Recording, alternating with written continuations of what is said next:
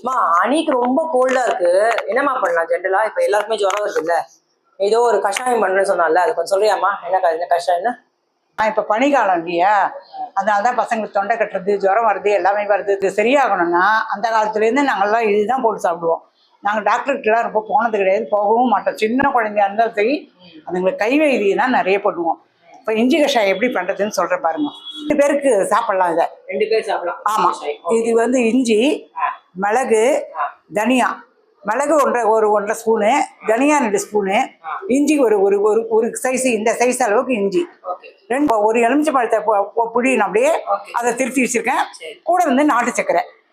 நாட்டு சர்க்கரை இல்லாதவா தேன் கூட குத்திக்கலாம். தேனு வெல்லம் எது வேணாலும் போட்டுக்கலாம். ஆனால் சர்க்கரையை போடக்கூடாது, ஒயிட் சர்க்கரை கூடாது. என்ன போட்டு அரைச்சின்னு வந்துடணும். எலுமிச்சை பழத்தை எடுத்து வச்சுட்டு ஜார்ல இதே நாட்டு சர்க்கரையும் போட்டுக்கலாம்.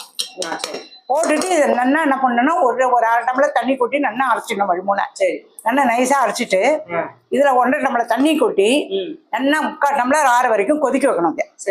கொதிக்க வச்சுட்டு இதை நல்லா வடிகட்டிட்டு இந்த எலுமிச்சை பழத்தையும் வடிகட்டி அதுல புழிஞ்சிடணும். அது ஹீட் ஆகாம இருக்கிறதுக்கு தான் இந்த இது, அதாவது எலுமிச்சை பழம் ஹீட் ஆகாம இருக்கிறதுக்கு, தனியா வந்து பித்தத்தை எடுக்கிறதுக்கு, ஜீரண சக்திக்கு, இஞ்சியும் ஜீரண சக்திக்கு. ஆனா ஹீட் பண்ணிடும். மிளகு வந்து ஹீட் கிடையாது உங்களுக்கு. அதனால இது எல்லாத்தையும் கொண்டு அரைச்சி தொண்டை நல்லா ஆயிடும் பசங்களுக்கு. அதனாலதான் இது சொல்லித்தரேன் நானு. 1/2 டம்ளர் சாப்பிடலாம். 1/2 டம்ளர் 1/4 டம்ளர் தான் சாப்பிடணும், அதுக்கு மேல சாப்பிடணும். இது அரைச்சி எடுத்துன்னு வந்தாச்சு. இதுல வந்து 1/4 டம்ளர் தண்ணி கொட்டி அரைச்சிட்டேன். இப்ப வந்து இந்த 1 டம்ளர் தண்ணி இதுல கொட்டிடணும். கொட்டிட்டு இதை அப்படியே கொதிக்க வச்சுட்டு வந்துட்டு இதை அப்படியே வடிகட்டிடணும். வடிகட்டிட்டு இந்த எலுமிச்சை பழத்தை கொஞ்சம் பெருசா திருத்திருக்கேன், இதை புழிஞ்சா போதும். புழிஞ்சு அப்படியே நல்லா வடிகட்டி சூடா சாப்பிடணும். சூப்பரா இருக்கு, செம்ம காட்டு, ஆனா சூப்பரா இருக்கு. எடுக்கணும் ரொம்ப நல்லது.